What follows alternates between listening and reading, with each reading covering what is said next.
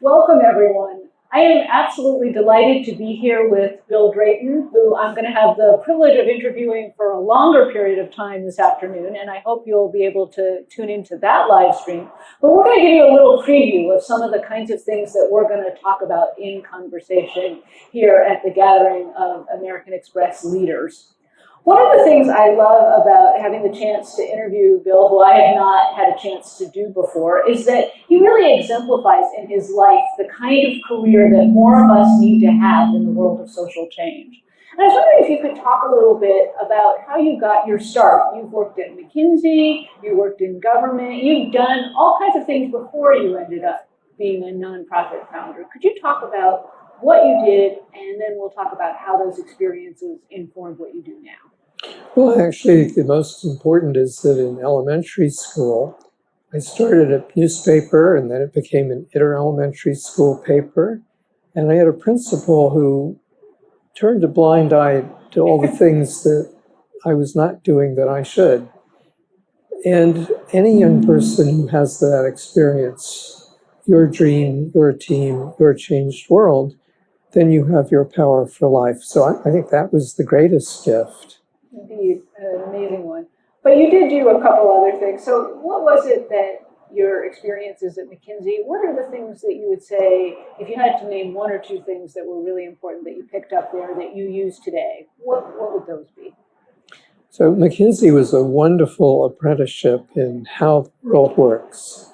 But the single most important of many lessons there is that you cannot even begin to compromise on what's right. And I'll just give you a story. I designed a series of taxes for New York City. One of them was the tar and nicotine tax, which had higher rates for high tar and nicotine cigarettes.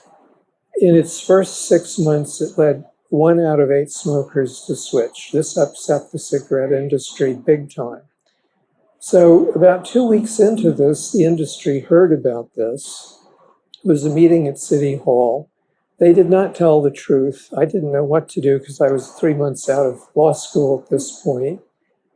The meeting did not end well, and I was then confronted with a very unhappy partner who had one of these companies as a client a couple of hours later.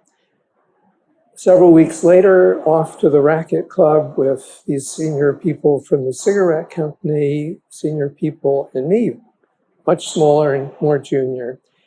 At the end of the lunch, the person who really built the firm, Marvin Bauer, asked the cigarette company, I understand you have some concerns about what we're doing for New York. Tell me. And so they did. By that point, coffee was over, and Marvin, the founder, said, we serve 40% of the top 500 companies in America, and no one questions our professionalism, which I later learned was his number one word. And since you do, we can no longer serve you, and we will no longer serve you. Now, that was leadership focused on the most important thing. And a lot of other people don't make that choice, but that's why McKinsey became and remains the very special place it is. So that's a really powerful lesson. And that sense of demandingness on yourself, I think, is something that I understand marks your career, and I think in government was also an important part of how you were able to push forward some pretty amazing changes in environmental policy. Can you talk a little bit about what you did in government and some of the changes you pushed forward? Well, as this conference is about, the rate of change is accelerating really fast. And that means that we have to, first of all, have an environmental regulatory system. And then we have to figure out how to make it actually work. And the old model was write a series of rules and then enforce them. We put in place something different. You start with all the rules and then you invite please come up with a better system as long as you get the same results, and then enforce that. So instead of command and control, it's command, counterproposal, and control. That opens up the whole system to normal economic incentives. If you can figure out a better way of of controlling pollution, that'll save you money, because you'll have to you no longer have to take out some of the most expensive sources because you've got this new way. So suddenly the engineers are on your side, and they're excited to. And so you've taken a situation where if you don't have innovation, which there was no incentive before, the politics gets worse every year because the economy and pollution grows, and the air, land, water, and our ability to absorb pollution doesn't grow. So you're pushed up a cost curve. But it's a really simple idea. It's spread not only in the environment field to many others. And it's an example of what I would call entrepreneurship. So I was in the government, assistant administrator at EPA. We had this wonderful team of people. We were working with some of the really progressive businesses and citizen environmental groups, and it's a systems changer. And the systems change is part of what led to Ashoka, right? And the feeling that we need more people who are looking at that much more holistically and in a very different way than the rest of the nonprofit world works. And I believe you coined the term social entrepreneurs, which is something now we talk about all the time, but you're the person who thought about that. Tell us a little bit about what made you think about founding Ashoka and what its key tenets are. Well, I was in India, it was 1819, and the 100-to-1 difference in average per capita income became more than a statistic. It's people you know. And so what are you going to do? Well, sophomores in college control nothing. And so what's the highest leverage thing you can do? Well, it's a big pattern change idea, but only if it's in the hands of a great entrepreneur. It's that combination that always drives history. So we need direct service. We need teachers in classrooms. But entrepreneurs come in to change the system. And Ashoka looks only for people at the continental level or above. So 3/4 of the Ashoka Fellows have changed the pattern in their field at the national and or international level within 5 years.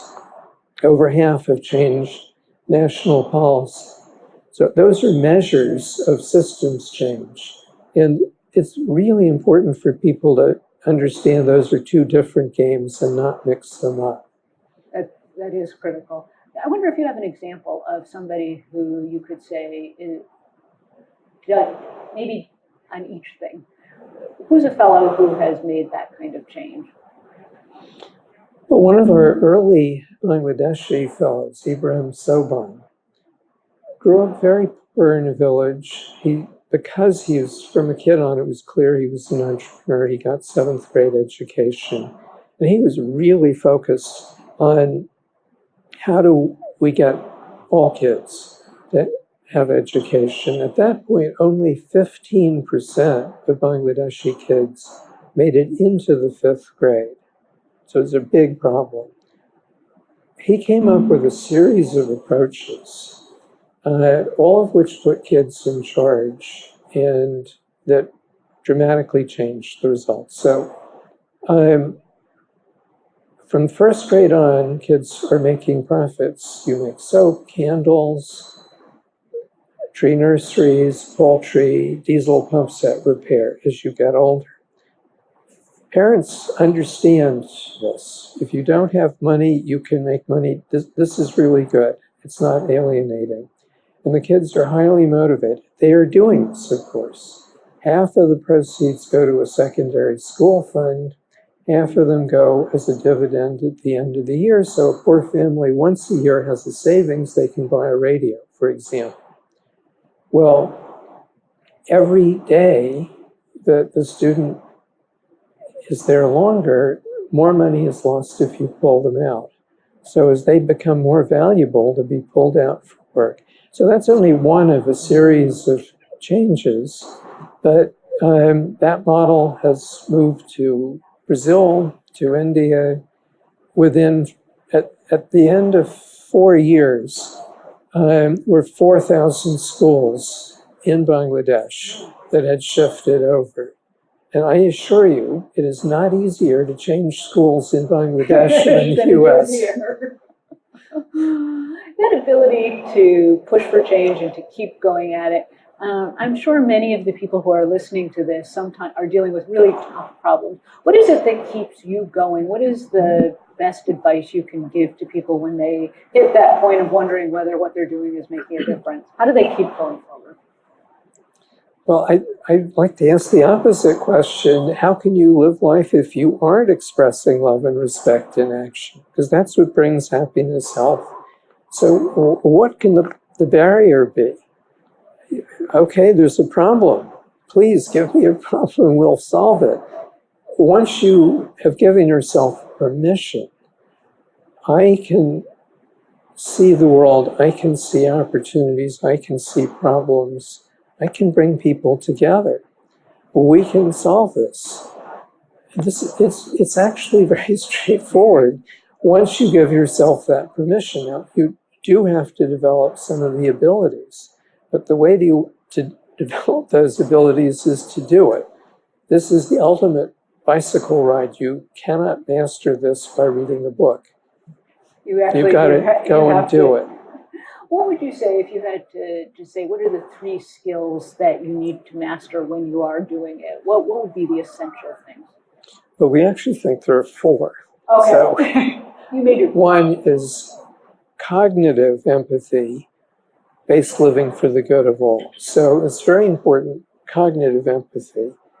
We all have, I can feel your pain. We have mirror neurons, elephants have that, many other animals. But it's only when you combine that with the cerebral cortex, so you have cognitive, conscious empathy, that you can then use to understand this world that is changing faster and faster and is more and more interconnected. Every year you need a higher level of that skill. Once you have that skill, then you can do the very complex teamwork that's required in this fluid, open team of teams. You can do the new opposite type of leadership. You can do change making. You can see into the future and see what the possibilities are, but it starts with that. Young children must master and practice cognitive empathy. And every young person needs to know that they're a change maker because they've done it in the early teens. It's absolutely critical. So all the fellows that are dealing with kids, 95% of them put kids in charge, like Ibrahim, because that's what's more important than the actual activity. It's knowing that I can change the world. Once you have that, you can do anything. You can indeed do anything. You have done many things. I hope everyone will tune into our longer conversation where we'll dig into these issues and help you find out what skills you need. Bill Drayton, a pleasure to talk to you. Well, thank you. Great.